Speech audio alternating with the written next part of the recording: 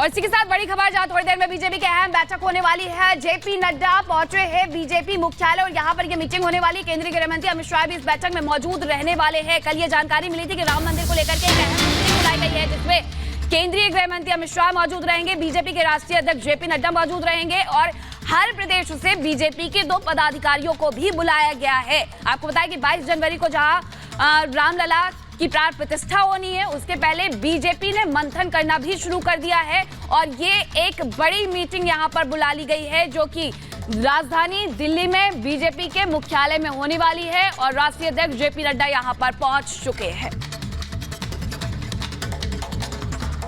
और इस बीच एक और बड़ी खबर उसका रुख करते हैं। जी हां, बड़ी खबर यह कि सीएम योगी पर अखिलेश ने निशाना साधा है। भगवान राम से बड़े नहीं है मुख्यमंत्री, भगवान जिसको चाहेंगे उसे बुलाएंगे। इससे पहले भी योगी आदित्यनाथ पर निशाना साधते हुए उन्होंने कहा था कि राम जिससे बुलाएंगे वो अयोध्या जाएगा। और एक बार फिर से वो कह रहे हैं कि मुख्यमंत्री योगी आदित्यनाथ भगवान से बड़े नहीं है, अगर श्री राम बुलाएंगे, जिसे बुलाएंगे वो जाएगा। तो देखिए, अखिलेश यादव लगातार राम मंदिर में होने वाली प्राण प्रतिष्ठा और पूजनोत्सव पर लगातार सवाल खड़े करते रहे, निशाना साधते रहे। जरा सुनिए।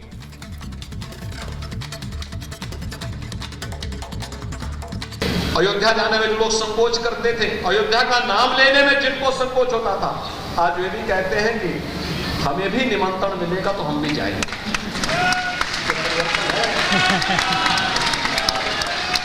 यही परिवर्तन है।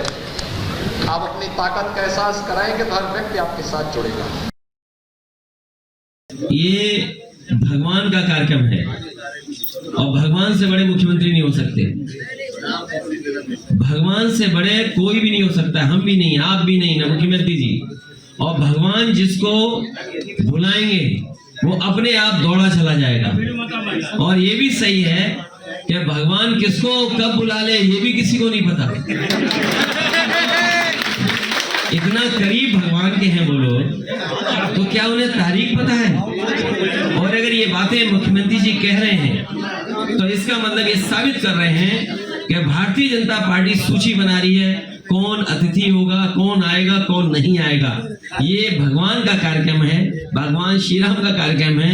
उसमें इन लोगों को ज्यादा हस्तक्षेप नहीं करना चाहिए। भगवान जिसको बुलाएंगे वो जाएंगे।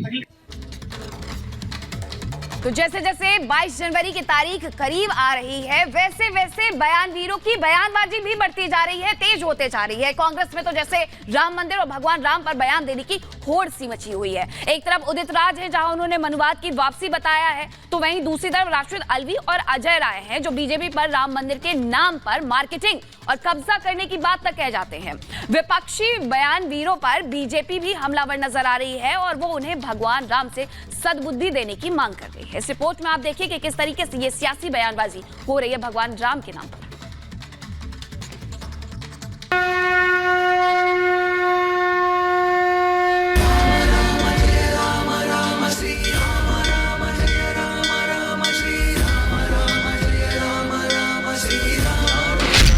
आ रहे हैं प्रभु श्री राम, कांग्रेस क्यों करे संग्राम। नए साल पर जय श्री राम, क्रेडिट लेने पर कोहराम। 22 जनवरी को प्रभु श्री राम अपने घर वापस लौट रहे हैं। पूरे देश में जश्न का माहौल है, पूरा ब्रह्मांड इस दिन का साक्षी बनने को बेताब है। तो वहीं दूसरी तरफ राम मंदिर और प्राण प्रतिष्ठा कार्यक्रम को लेकर विपक्ष में सियासी संग्राम छिड़ा हुआ है। राम मंदिर पर कांग्रेस खेमा लगातार बंटवारे की राजनीति कर रहा है। करोड़ों के आराध्य पर सियासत पूरी जोर से जारी है। हर कोई अपने हिसाब से भगवान राम के नाम पर सियासत कर रहा है, लेकिन इन सब के बीच सबसे आगे निकल गए हैं कर्नाटक के पूर्व मंत्री और नेता होलाल केरे अंजने, जिन्होंने भगवान राम के अस्तित्व को ही नकार दिया है और कर्नाटक के सीएम को ही भगवान का दर्जा दे डाला। ಅವರೇ ರಾಮ, ಸ್ವತಃ ಸಿದ್ದರಾಮಯ್ಯನೇ ರಾಮ, ಆ ರಾಮಗೋಗಿ ಯಾಕೆ ಪೂಜೆ ಮಾಡಬೇಕು? ಅವ್ರ ಊರಿನಲ್ಲೇ ರಾಮ ಮಂದಿರ ಇದೆ, ಅಲ್ಲಿ ಪೂಜೆ ಮಾಡ್ತಾರೆ ಅಲ್ವಾ? ಅಲ್ಲಿ ಯಾಕೆ ಹೋಗ್ಬೇಕು? ಬಿಜೆಪಿ ರಾಮರು, ಬಿಜೆಪಿ ಅವ್ರನ್ನ ಇವ್ರನ್ನ ಕಳಿಸ್ಕೊಂಡು ಭಜನೆ ಮಾಡ್ತಾರೆ, ಮಾಡ್ಕೊಳ್ಳಿ। पहले डी सुधाकर और अब अंजने, लेकिन कांग्रेस में सिर्फ यही नहीं है जिन्होंने अपने शब्द बाण से भगवान राम पर आस्था रखने वालों के जज्बात को छलनी किया है। इससे पहले भी कांग्रेस के बड़े बयानवीरों में से एक उदित राज लगातार भगवान राम मंदिर और बीजेपी पर सवाल उठाते रहे हैं। पहले उन्होंने बीजेपी पर मनुवाद का आरोप लगाया, तो अब भगवान राम को बंधुआ कैद में रखने की बात कर रहे हैं। जिस तरह से दलितों पिछड़ों के हक का विरोध करते हैं, नौकरियां खत्म किया, तो उससे क्या है कि इनको गवर्नेंस से, शासन प्रशासन से बाहर कर रहे हैं। तो यही तो है, और क्या है मनवा। क्या भगवान इनके बंधुआ हैं? या आइयो देखिए और दर्शन करिए, जब मन होगा जाएंगे। तो आपने क्या कैद कर रखा है? उनकी मर्जी, इसमें पूरी राजनीति है। भगवान राम पर बयानबाजी करने से राशि दलवी और उत्तर प्रदेश के कांग्रेस अध्यक्ष अजय राय भी पीछे नहीं है।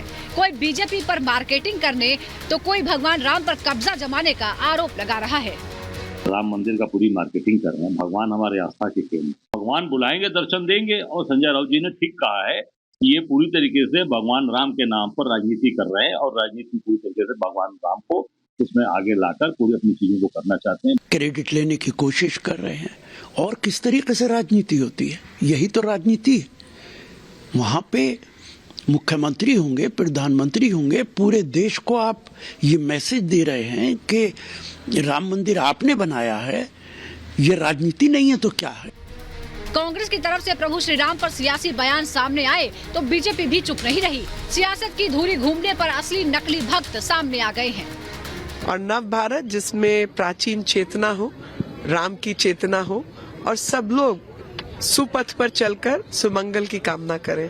बुद्धिहीन तनु जान के सुमिरो पवन कुमार, बल बुद्धि विद्या देऊं देऊं हरु कलेश विकार। कांग्रेस पार्टी और उसके नेताओं की मानसिकता झलकती है, जिन्होंने भगवान श्री राम के अस्तित्व को नकार दिया। एक हलफनामे में सुप्रीम कोर्ट में राम मंदिर के लिए कुछ नहीं किया। आज मनुवादी जैसे शब्द उठाकर ये दिखाते हैं कि उनके पास नरेंद्र मोदी जी की सरकार के किए हुए काम के ऊपर में कहने के लिए कुछ बचा ही नहीं। भगवान राम तो सभी के हैं। देश के करोड़ों भक्त राम मंदिर और भगवान राम की स्थापना का जश्न मना रही हैं। तो ऐसे में सवाल ये उठता है कि आखिर क्यों कांग्रेस आस्था के साथ खेल रही है और इससे उसे क्या फायदा मिलेगा। Bureau report, Republic Bharat.